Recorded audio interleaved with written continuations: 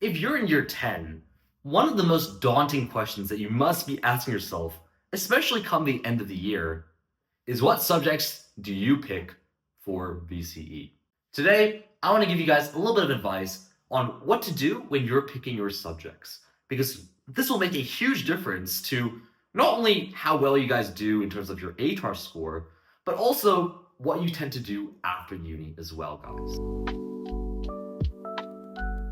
Let's talk a little bit about the restrictions. To begin with, you do have to pick a minimum of 4 VCE subjects. You can do more than that.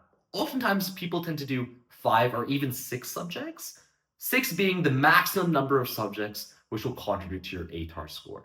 So if you want to maximize your ATAR score, ideally speaking, 6 subjects is the way to go.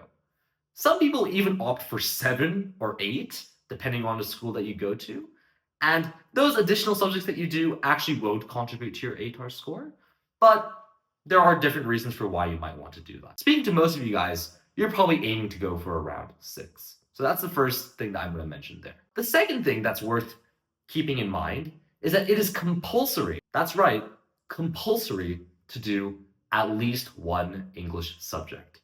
So there's no escaping picking English as one of your options, although there are different English subjects that you can do. So, with those things in mind, what are some of the factors that you guys need to remember when selecting your subjects? First and foremost, actually, I think it's super important that you guys have a little think about what are the subject prerequisites that you will need for potential university courses in the future. Now, I know it can be very hard to lock in a career path at this stage, which is why I'm saying you do have to be a little bit flexible with what subjects you're choosing, because if you do change your mind around VCE time, well, you want to have those different options available, because some of the alternative routes that you can take through university might just be costing you more money and more time. What are some common prerequisite subjects that you should be aware of? Chemistry is a prerequisite subject for many medical sort of courses, such as the direct entry medical course at Monash. Some other subjects that you might want to consider as well are mathematical methods and physics, which are sometimes necessary for certain engineering courses. That being said, it does differ university to university, so please do your own research and double check what subjects you'll need for different career paths in the future. With those subjects in mind, think about whether you can slot those in. I'm not saying that you have to do them, but it does give you that flexibility in the future.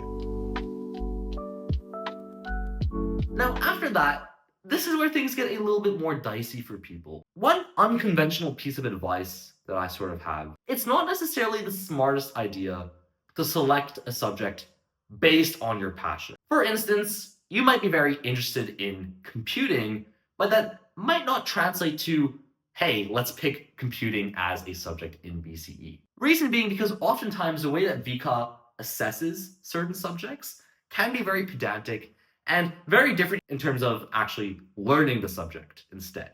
So because of that sort of difference, a lot of people do get trapped into studying something that they think would be interesting, but in reality, they don't actually do as well because it wasn't quite like they expected is the whole idea. What I do recommend that you guys do instead is actually have a quick look at the study design materials for each of the subjects that you're thinking about doing.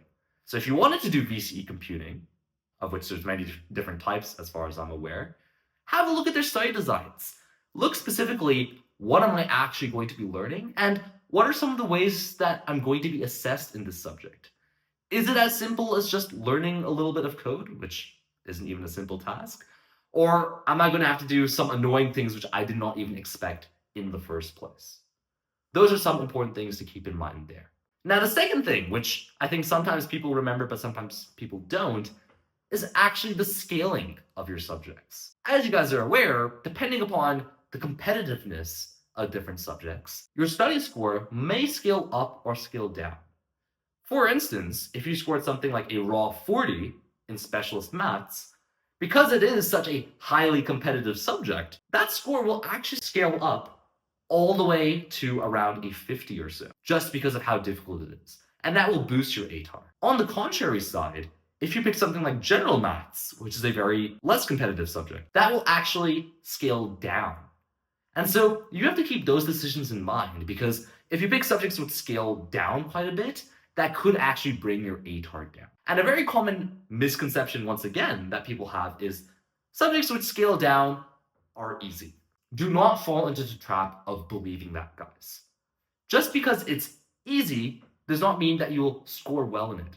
For instance, because general maths is relatively easy in terms of the content, it's actually very cutthroat as well. You probably would have heard those stories where people have lost a mark or two on their exams, and that costs them a study score or two as well. In other words, there's a lot less leniency in terms of how many marks you can lose and how that affects your study score. On the other hand, you also don't want to fall into the trap of picking super high scaling subjects just for the scaling.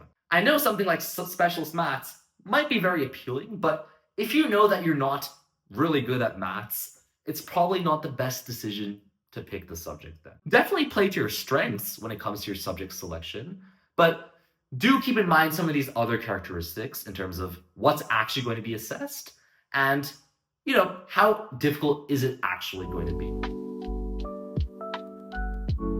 As a final bonus hint, for those of you guys who really want to do super well, I'm talking perfect ATAR 99.95. There is a certain formula that you guys will hear about in terms of how you should really be doing the best and how you should really be scoring as high as you can.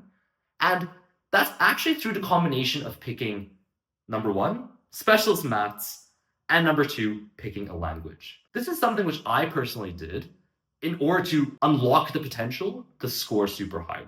Specialist maths, as I mentioned before, scale super high, and stuff like languages as well, I personally did French, also scales super high. And so if you can do well in those subjects, which is the most important part, if you can do well in those subjects, those will tend to scale usually above 50, and that can really boost your study score. So if you guys are really looking towards unlocking those super high ATARs, then do consider doing something like specialist maths or a language or both of them. Those are really my main considerations for subject selection overall, guys.